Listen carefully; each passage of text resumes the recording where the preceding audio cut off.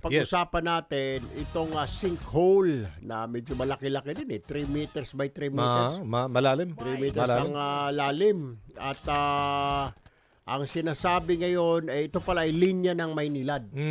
Yung sa ilalim ng lupa, yung tubo ng Maynilad. Ayan. Ang explanation kung bakit nagkaganon, kasi daw nagkaroon ng leak yung tubo nila at syempre nabasa na yung lupa sa bigat ng mga dumadaan doon sa kalsada, nabutas. Anong klaseng tubo yan? Plastic? Hindi, baka kasi yung kinakalawang.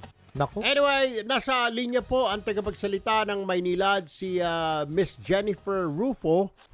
Miss Jennifer, this is Erwin Tulfo and Aljo Bendijo. Live po tayo sa PTV Nationwide at Radyo Pilipinas Worldwide. Magandang umaga po. Morning. Hello, magandang umaga po Sir Erwin and Sir Aljo. Magandang umaga rin po sa mga nakikinig sa inyong programa. Okay. Ang unang tanong po ay kailan po marirepair na ho itong sinkhole na ito? Kailan ulit na matabunan yan at madaanan na yung lane na yan, Miss Jennifer? Well, sir, yung pipeline po natin sa area, na-repair po natin yung pagkasira dyan kahapon ng madaling araw. Okay. Ito pong pipeline natin, this is a 200 millimeter diameter pipeline. Nandyan lang po siya, pero based on the damage that we were able to see, mukhang may tumama po sa kanya na external party. So, iniimbestigahan po natin ngayon kung sino yung nakasira sa pipeline namin. Pero for now, dahil na-repair na po siya kahapon, nag-uumpisa na po yung concrete pouring within the day. So, kailangan lang po ng konting period for the curing ng semento at ang target po natin, base na rin po sa requirement ng DPWH, ay maging passable na po yung Sales Road by tomorrow afternoon. Alright, my next question, Miss Rufo.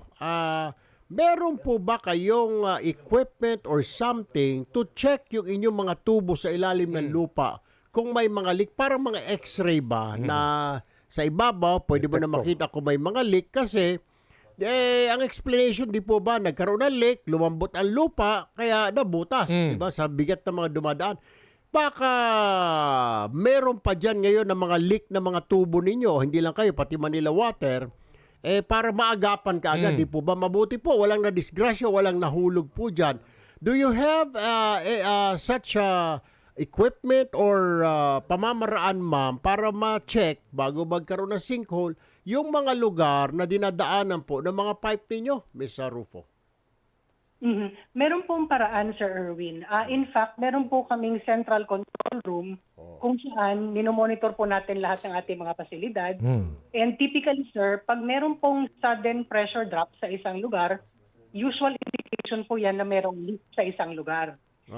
Ito pong sa area ng Sales, naramdaman po natin yung pressure drop dyan. Pero dahil hindi po visible from the surface, yung pipe leak, hindi po madaling hanapin yung pinaka-source. So, nung nag-umpisa pong magbitak yung kalsada, ginawa po natin, dahil kailangan makita natin yung pinagmumulan ng leak, doon po tayo nag-excavate and we started doing active leak detection. Okay. So, mahihirapan pala tayo nito, Miss Rufo, na i-check lahat yung mga pipelines natin. Dahil nangyari na nga ito Baka marami pa yan dyan, makakadisgrasya. Yun ang iniiwasan natin Mahihirapan ba nating i-check lahat ng mga pipes ninyo? Baka may mga leaks? Constant po yan, Sir Erwin. Hindi naman po tayo tumitigil sa pag-check ng ating pipelines talaga. In fact, ito pong nangyari dito sa Sales, nagko-coordinate na po kami sa lahat ng mga agencies at utilities kasi meron pong tumama sa pipe natin. Nananahimik yung pipeline dyan, biglang tinamaan siya ng external parties. So we're trying to coordinate now para sa susunod po na magtatrabaho sila sa lugar, mas protektado naman po yung pipeline natin at hindi tatamaan. Alright, my last question. This is Erwin Tulfo, Ms. Jennifer. Reaction lang po ninyo sa statement ni Senator Bong Revilla na siya ang chairman ng Committee on Public Works na dapat maimbestigahan ito at mapatawan ng multa ang kumpanya, meaning yung kumpanya po ninyo, dahil sa dulot na sinkhole na yan. What is your reaction, Madam? Well, Sir Erwin, ito pong nangyari sa Sales Road dahil may nakasira sa pipeline ng Maynilad. Alright. So, hindi po dahil luma ang pipeline, may tumama po. Yun po ang dahilan kung bakit tayo nag-iimbestiga ngayon. Dahil hindi naman po kami yung nakasira sa pipeline na yan. Merong tumama po dyan. Sino ba ang nagbabantay? For example, naglagay kayo ng mga pipes na yan dyan.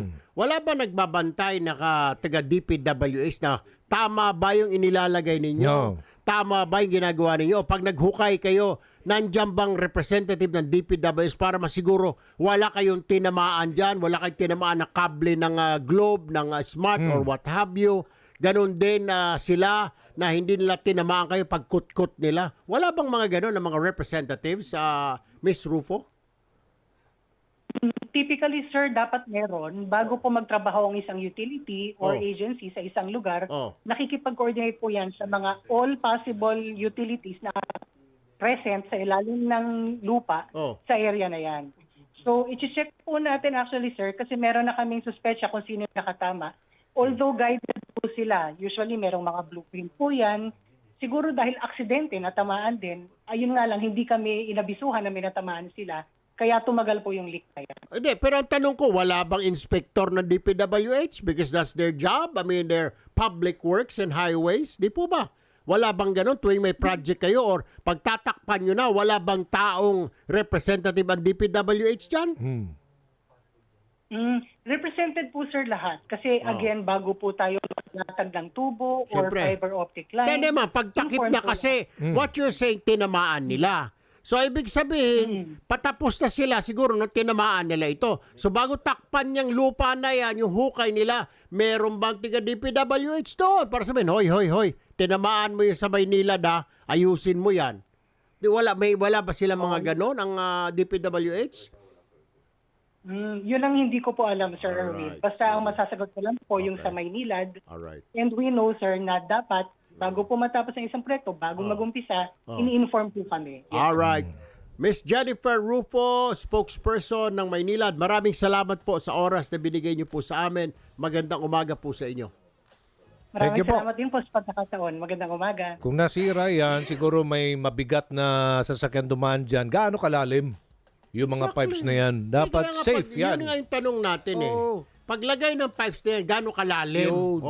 Tama. At kung may sinasabi lang, may naghukay, tinamaan daw, Oh. wala bang inspektor ng DPWH na, hoy, tinamaan mo yun parang referee. Di, baka tinamaan mo yun. Ayusin mo. Ba? baka nagtitiktok. Palagay ko. Nagtitiktok Nagsasayaw-sayaw doon. TikTok na si... Anyway, nasa linya si DPWH NCR Director Lori Malaluan. Magandang umaga, RD Malaluan, ma'am. This is Erwin Tulfo and Aljo Morning Bendijo. po. We're live at PTV Nationwide and Radyo Pilipinas Worldwide. Good morning, Director. Magandang umaga po kong Erwin at sa lahat po ng inyong mga taga-subaybay. Opo. Nasaan na po kayo sa investigasyon dito sa nangyari sa Sales Road kung saan nagkaroon ng sinkhole? Maraming salamat sa Panginoon pala at walang namatay dyan na disgrasya. Ay ang sinasabi ng Maynilad, may takatama daw sa pipe nila, external, isang company siguro. Ang tanong ko sa kanila, wala bang engineer ng DPWH na bago maghukay ang company na yan at pagkatapos maghukay at tatakpan na, wala ba kayo mga supervisor o inspector, Engineer Malaluan, to check yung quality ng trabaho, ma'am? Actually po kong Erwin, yung mga excavations po ay nanghihingi po sa amin ng permiso. Alright. Yung mga companies na iyan, ang nangyayari po, kapag po na-restore nila o inire-restore, ini-inspection po namin yan kung tama yung ginagawa nila. Okay. Kaya lang po dito sa Sales po ay ang tingin po namin ito medyo matagal na butas yung kanilang pipes, kaya po biglang lumaki po yung naging damage dun sa ating embankment at eventually pati po yung pavement natin ay bumagsak na rin. Kaya tungkol po dun sa investigasyon, actually po meron nga pong sinasabi ang Maynilad na mukhang dahil parang maliit yung butas ng pipes, may nakatama. Ang priority po natin sa ngayon ay yung pagre-restore po nitong daan. Kaya yung pong pag-iimbestiga po ay gagawin natin after the restoration. Kasi po yung restoration po para mabuksan na po natin yung daan hanggang bukas. Can't you do this at the same time, ma'am? Bakit? Kulang ba kayo ng tao na may nag-iimbestiga na grupo, may nagre-restore? Bakit po ba, ma'am? Ang inyo po bang engineer ay kailangan ay siya rin ang magre-restore, siya rin ang mag-aayos ng butas na ito? I don't think so. Marami ho tayo mga engineer, ma'am, di ba, na employed by DPWH. So I'm wondering, siya rin ba yung mag-iimbestiga? Siya rin yung magtatakip ng butas, Engineer Malaluan? Ay, hindi po. Actually, sinasabay nga po namin. Kaso po, tinitingnan namin kung sino po yung mga nag-apply sa amin ng excavation permit po sa lugar na iyan. Medyo ang tingin po kasi namin medyo matagal na yung leak na yan. Dahil lumaki yung naano ng tubig, kaya po biglang bumagsak. Medyo malaki po 2.8 meters po yung lalim na may diameter po na 2.2 meters Ang natatakot kami ngayon, ma'am, natatakot po ako, ay baka marami pang mga ganito na may mga leak, hindi lang Maynila, pati Manila Water. Is there a way for you guys to check yung mga mga Leak. pipes nila sa ilalim ng mga leak? Is there a way for DPWH to check and tell them, hoy, Maynilad, may tagas yung kuha nyo, tignan nyo na doon. Hoy, Manila Water, may ganito ganon. Meron ba kayong high-tech equipment now to see kung may mga leak itong mga kalsada sa Metro Manila, Engineer Malaluan? Sa ngayon po, wala po tayong equipment na parang x-ray machine Parang Right. x-ray po ang gagawin Correct. Dahil po sa ngayon po, kung lalo na't nasa ilalim ng pavement po natin, and usually nakikita lang po yung tagas pag nag-manifest na po dito sa ibabaw ng pavement, yung mga basa. Opo. Engineer, napansin ko lang, this is Aljo Bendijo, ma'am, no? Well, humingi sa inyo Opo. ng permiso mga kumpanyang ito para maghukay. Right. Halimbawa, may inaayos sila sa kalsada para sa kanilang mga pipes, kung ano man. Hindi po nila binabalik sa dati. Yung kalsada, problema kaya nagkakabako-bako din ang kalsada. Paano nyo po na-check yan na talagang may balik yan sa dati? Ang nangyayari po kasi, actually, we even nag-ano po tayo ng retention diyan bago po pag binalik na po nila o ni-restore. Kaya po ini-inspection po natin yan bago natin na ibinabalik yung retention money. Kaya nga po pinag-uusapan din namin kasi yung methodology po, lalo na kung yung ang ni-restore ay maliit at hindi nila na i-compact mabuti, yan po ang pinare-redo namin sa kanila. Last two questions sa RD. Opo. Hindi ito kaya ay panghuli na sinkhole natin sa Metro Manila o baka marami pang darating pa na sinkhole, hindi lang diyan sa Sales, wag naman sana sa EDSA, wag naman sana kung yung mga base ng mga MRT natin, ng mga skyway natin.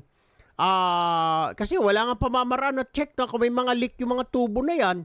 So, maaring hindi ito ang huli. Di po ba?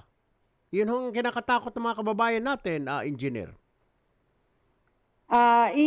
Magmi-meeting po kami ng ating mga water concessionaires at pag-uusapan ho namin kung paano madedetermine kaagad itong mga ito para naman po sa kaligtasan din ng ating mga motorista. Nako. Panghuli na lamang, trabaho ba ninyo o hindi sa inyo ito na i-check ba kayo mga pipe na nilalagay nila, mga kalawangin na baka maninipis naman talaga, mga imbis na ilagay nilang pipe dyan, de 3, de 4 yung 3 inches yung laki or 4 inches ang laki, baka nilagay nila 1 inch, talagang sasabog yan. Kayo ba, ang trabaho ba ninyo to check kung ano yung ini-install nila? Hindi lang mga water companies, kundi pati mga telecoms, baka yung mga kable nila makuryente mga tao sa taas. Kanino ang responsibilidad yan na tama ang mga inilalagay sa ilalim ng lupa, engineer? Actually po, ang talagang ano po niyan, ang hinihingi nila permiso sa amin po, usually yung excavation permit. Oh. Pero ang isang requirement namin, pinagsasubmit din po namin sila ng mga plano nila.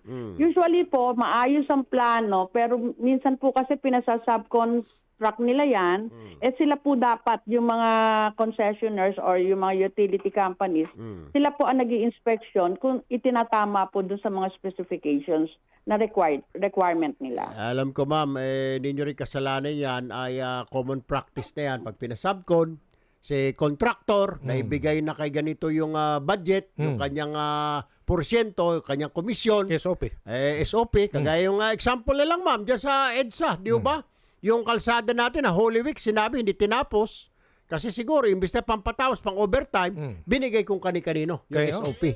Yan ang common practice. Dapat maputol na yung taragis na practice na yan na walang katurya-turya. Anyway, Engineer Lori Malaluan, thank you po for your time with us this morning. Thank you po.